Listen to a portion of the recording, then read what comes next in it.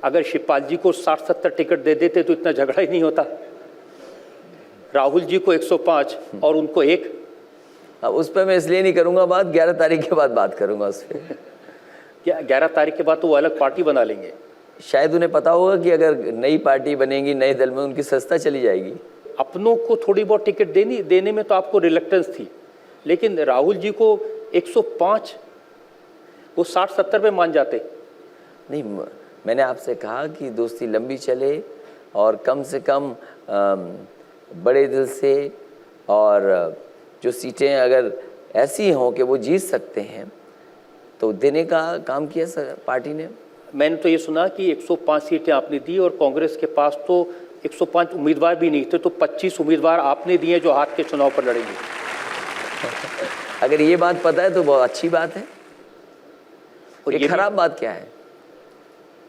ये भी पता है कि हेलीकॉप्टर भी आप दे रहे हैं और चुनाव लड़ने का खर्चा भी आप ही दे रहे हैं। नहीं, ये जानकारी गलत है। मैं कैसे खर्चा दे सकता हूँ? अभी तो चुनाव आयोग को हर दिन हिसाब किताब देना है मुझे, ये संभव ही नहीं है। तो आपने जो कांग्रेस जिसका उत्तर प्रदेश में कोई बहुत बड़ा अस्तित्व नहीं था उसको रिवाइव कर दिया। ये अभी नहीं कह सकते आप, ये तो जब चुनाव का परिणाम आएगा तब पता लगेगा कौन रिवाइव हुआ कौन पीछे चला गया। इस समझौते से कांग्रेस को फायदा तो होगा? स्वाभाविक है, कम से कम उन्हें फायदा हुआ। हमारी सरकार भी बन रही है, दोनों मिलकर के 300 से ज़्यादा सीटें जीतने वाले हैं। अब सबके भाषण कांग्रेस और समाजवादी पार्टी पे हो गए। आप जिस का भी भाषण अब सुने पिछले 2-3 दिन से, सभी केवल अलायंस को टारगेट कर रहे हैं। अरे 2 कम उम्र वाले लोग साथ आए, अभी कोई सरकार थोड़ी बन गई है। हाँ, लेकिन उन्हें डर लग रहा है कि हाँ ये दोनों मिलकर के सरकार बना लेंगे। इसमें मुसीबत ये हो रही है कि पैडल आप मार रहे हैं और हैंडल उनके पास है।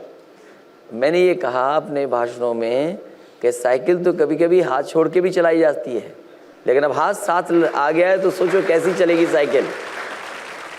लेकिन ये ना हो कि इस साइकिल की दिशा हाथ तय करने लग जाए और आप सिर्फ पैडल चलाते रह जाए।